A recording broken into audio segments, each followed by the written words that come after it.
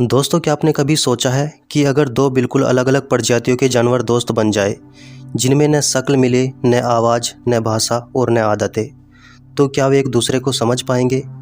ये कहानी है एक विशाल हाथी और एक छोटे से कुत्ते की, जो इंसानों को यह सिखा गए कि प्यार की कोई सीमा नहीं होती। यह है टेरा और बेला की सच्ची कहानी। तो चलिए दोस्तों, आज की इस वीडियो में देखते हैं इस सच्ची कहानी को। टेनेसी अमेरिका का एक खूबसूरत लेकिन शांत इलाका, जहां 1995 में एक अनोखा स्थान बनाया गया, दी एलिफेंट सेंचुरी। यहां वो हाथी लाए जाते थे जिन्होंने अपना जीवन सर्कस या चिड़ियाघर में गुजारा था। यह जगह उनके लिए आखिरी घर थी, जहां पे वे शांति से जी सके, दौड़ सके, मिट्टी में लेट सके और शायद किसी को अपना कह सके। इन्हीं हाथियों के बीच थी टेरा, एक समझदार, शांत और थोड़ी अकेली हथिनी, जिसका अतीत बेहद कठिन था।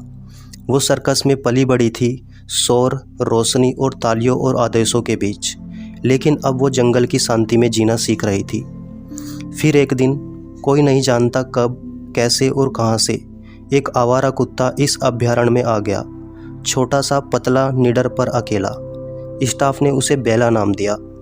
बेला किसी को ज़्यादा तवज्जो नहीं देती थी और शायद उसे किसी की आदत भी नहीं थी।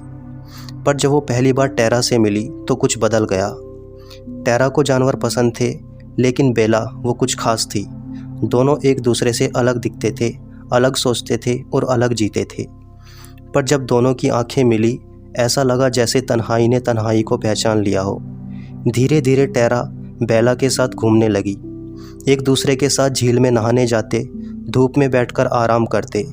टेरा बेला को सूंड में उठाकर ऊपर बैठा लेती और बेला चुपचाप उसकी पीठ पर बैठी रहती। इनकी इस दोस्ती ने पूरे स्टाफ को हैरान कर दिया, क्योंकि हाथी आमतौर पर कुत्तों के साथ इतने सहज नहीं होते। पर टेरा और बेला एक दूसरे के लिए जुबान समझते थे। एक दिन बेला कहीं नहीं दिखी। स्टाफ ने उसे घंटों तक ढूंढा। अंत में वो एक पास के कॉटेज में अंदर पड़ी हुई मिली।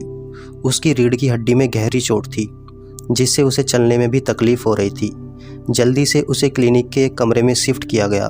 पर जब टेरा को यह पता चला कि उसकी दोस्त तकलीफ़ में है, तो उसने वो किया जो सोचा भी नहीं जा सकता।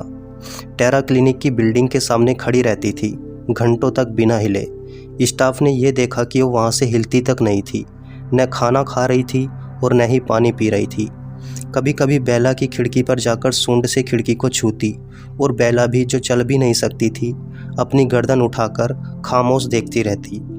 ये सीन 3 हफ्तों तक ऐसे ही चलता रहा। 3 हफ्ते, 2 दोस्तों की खामोश कहानी और गहरी बातचीत। अंत में जब बेला ठीक हुई, स्टाफ ने उसे स्ट्रेचर पर टेरा के पास लाया गया। टेरा खुशी से झूम उठी। उसने अपनी सूंड से बेला को धीरे से छुआ, जैसे वह कह रही हो, तू ठीक है मेरी जान। बेला की आंखों में नमी थी, पर वह मुस्कुरा रही थी। उस दिन पूरे अभयारण्य में जैसे कोई त्योहार था। 2011 में एक सुबह स्टाफ को पता चला कि बेला अब नहीं रही। उसकी बॉडी हाथी के बाड़े से कुछ दूर पाई गई, लेकिन वहाँ वह कैसे पहुँची? उसका शरीर बिल्कुल वैसे रखा था जैसे किसी ने उसे प्यार से वहाँ पर रखा हो, और वहाँ मिट्टी में टेरा की सूंड के निशान पाए गए। टेरा ने अपनी सबसे प्यारी दोस्त को खुद उठाया और उसे आखिरी बार अपनी सूंड में भरकर एक शांत जगह छोड़ा। फिर वह वहाँ पर कई दिनों तक अकेली ऐसे ही रही। टेरा और बेला की ये दोस्ती आज भी उसी हाथी आश्रय में जिंदा है। वहाँ एक स्मृति स्थल बनाया गया, जहाँ टेरा आज भी कभी कभी घंटों तक बैठी रहती है, बिना आवाज़ के, लेकिन शायद दिल में कुछ बात कहते हुए। दोस्तों, ये कहानी हमें ये सिखाती है कि जानवर सिर्फ जानवर नहीं होते, उनमें भी दिल होता है, जज्बात होते हैं, रिश्ते होते हैं। अगर इंसान भी उतनी ही सच्ची दोस्ती निभा पाए, तो ये दुनिया और भी ज़्यादा खूबसूरत हो जाए। अगर आपको टेरा और बेला की यह कहानी पसंद आई हो, तो प्लीज़ वीडियो को लाइक करके चैनल को सब्सक्राइब भी ज़रूर कर ले, क्योंकि हम इस चैनल पर इस तरह की इंटरेस्टिंग वीडियोज़ लाते रहते हैं। तो दोस्तों, आज के लिए बस इतना ही। मिलते हैं नेक्स्ट वीडियो में। तब तक के लिए हंसते रहिए, मुस्कुराते रहिए और अपना ख्याल रखिए। Thank you so much.